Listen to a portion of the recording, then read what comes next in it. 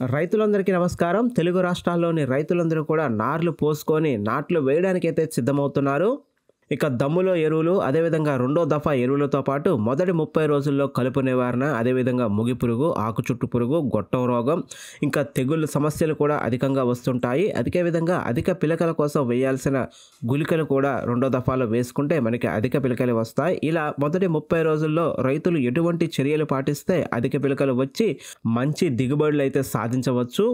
కొత్తగా వ్యవసాయం చేసేవారు, అదేవిధంగా వ్యవసాయ రంగంలో అనుభవం లేని వారు మాత్రం ఈ వీడియోని ఆఖరి వరకు చూసే ప్రయత్నం అయితే చేయండి. మంచి ఇన్ఫర్మేషన్ అయితే ఈ వీడియోలో ఉంది.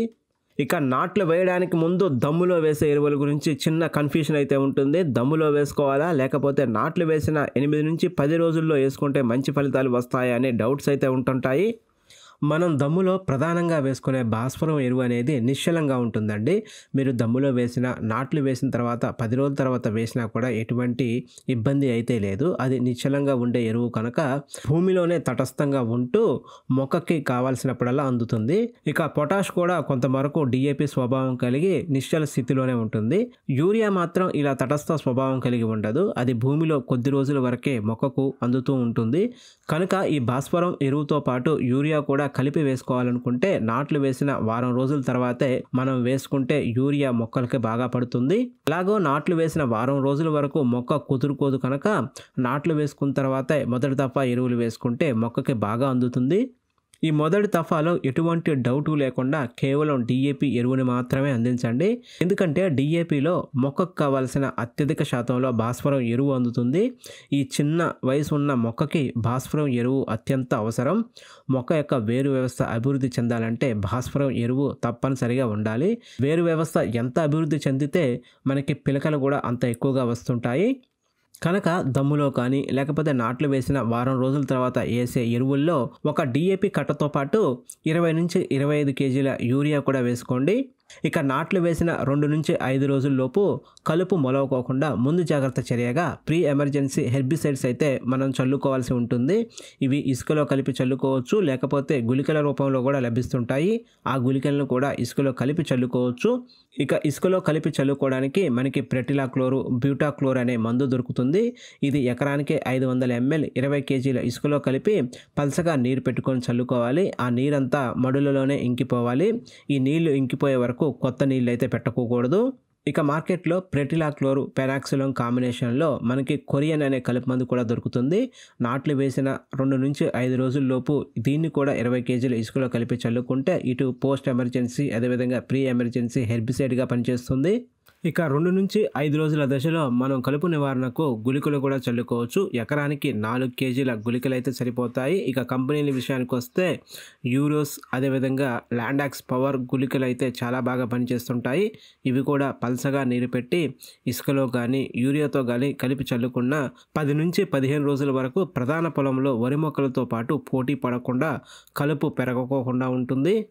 ఇక నాట్లు వేసిన తర్వాత అధిక పిలకల కోసం నీటి యాజమాన్యం ప్రముఖ పాత్ర వహిస్తుంది. నాట్లు వేసిన దగ్గర నుంచి మొదటి 30 రోజులు 2 సెంటీమీటర్ల నీటిని మెయింటైన్ చేస్తూ ఉండాలి. 2 రోజులకోసారి పొలాన్ని విజిట్ చేసి నీళ్లు తక్కువగా ఉంటే పెట్టుకోవడం, 2 సెంటీమీటర్ల కంటే ఎక్కువగా ఉంటే తీసివేయడం చేస్తూ ఉండాలి. ఇలా చేయడం వల్ల దుబ్బులో పిలకలు ఎక్కువగా వస్తుంటాయి. ఇక నాట్లు వేసిన 15 నుంచి 20 రోజుల్లో ఖచ్చితంగా రెండో దఫా ఎరువులు అయితే అందించుకోవాలి. ఇక రెండో దఫా ఎరువులు ఎట్టి పరిస్థితుల్లోనూ లేట్ చేయొద్దండి. ఈ ఎరువులు లేట్ చేస్తే పిలకల మీద ప్రభావం పడే అవకాశం ఉంటుంది. సరైన పోషణ అందక పిలకలు బాగా తగ్గిపోతాయి. ఈ దశలో మనం ప్రధాన ఎరువులతో పాటు సూక్ష్మ పోషకాలను కూడా అందించుకున్నప్పుడే మనకి అత్యధిక పిలకలు వస్తాయి. సూక్ష్మ పోషకాల కోసం సీవీడ్ ఎక్స్ట్రాక్ట్ గుళికల్ని చల్లుకోవాలి. వీటిని దుబ్బు గోళీలు కూడా అంటుంటారు. ఇక ఈ మొదటి దఫాలో ప్రధాన ఎరువుల విషయానికి వస్తే ఒక 20-20 కట్ట, అదేవిధంగా ఒక యూరియా కట్ట, 10 నుంచి 15 కేజీల పొటాష్ని అందించాలి. పొటాష్ని రెండో దఫా ఎరువుల్లో ఖచ్చితంగా అందించాలండి. ఈ దశలో మనకి రోగాలు అటాక్ అవుతాయి కనుక పొటాష్ చల్లడం వల్ల రోగ నిరోధక శక్తి బాగా పెరిగి రోగాల బారిన పడకుండా పంట బాగా తట్టుకుంటుంది. ఇక రెండో దఫా ఎరువులలో యూరియాతో పాటు యూరియాకి సాఫ్ని పట్టించి చల్లుకోవాలి. 500 గ్రాముల సాఫ్ ఒక ఎకరానికి అయితే సరిపోతుంది.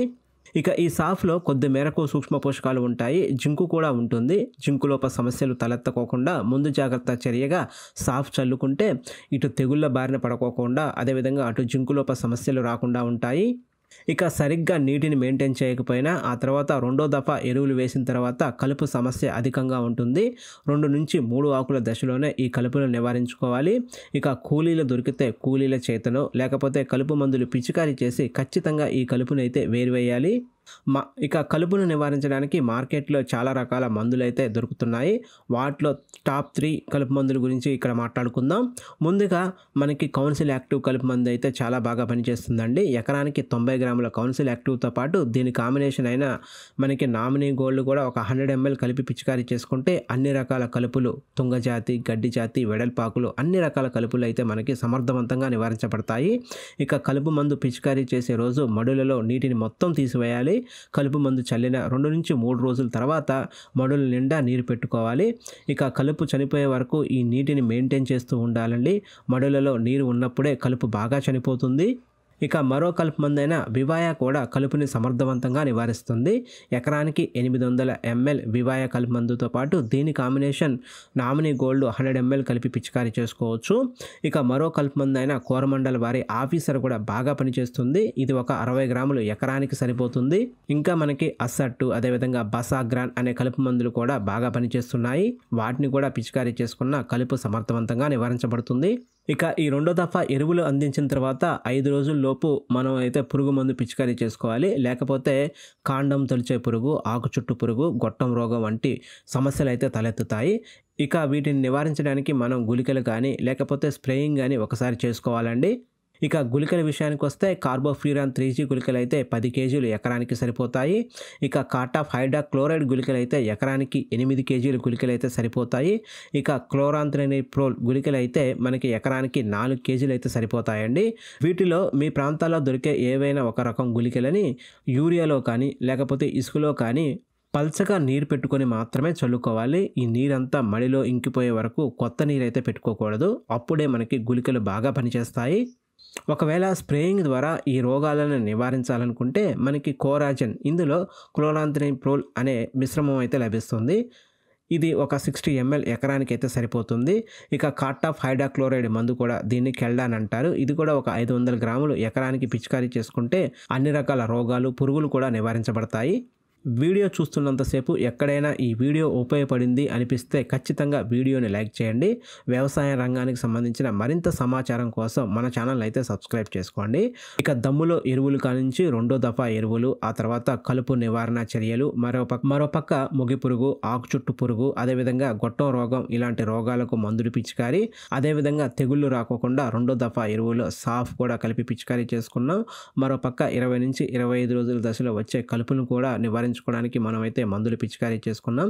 ఇలా అన్ని రకాల యాజమాన్య చర్యలు పాటించినప్పుడే రైతు అనుకున్న దిగుబడులు అయితే సాధిస్తాడు. ముఖ్యంగా అధిక పిలకలు రావాలంటే ఖచ్చితంగా ఇప్పుడు చెప్పిన అన్ని విషయాలు కూడా చాలా జాగ్రత్తగా మనం రైతు మెయింటైన్ చేసుకుంటూ రావాలి. ఇలా వ్యవసాయంలో అన్ని రకాలుగా ముందుండి మంచి దిగుబడులు సాధించినప్పుడు మనకి అత్యధిక లాభాలు అయితే వస్తుంటాయి. రైతులకి ఇటువంటి ఇన్ఫర్మేషన్ మీకు ముందుగా తెలుసుకోవాలంటే మన ఛానల్ అయితే సబ్స్క్రైబ్ చేసుకోండి. మనం అందరికంటే ముందు అయితే వీడియోలు తీసుకురావడానికి అయితే ప్రయత్నిస్తున్నాం. నా ఎఫర్ట్స్ కనుక మీకు నచ్చినట్లయితే ఈ వీడియోని లైక్ చేసుకొని మరింత సమాచారం కోసం మన ఛానల్ అయితే సబ్స్క్రైబ్ చేసుకుంటారని ఆశిస్తున్నాను. Thanks for watching.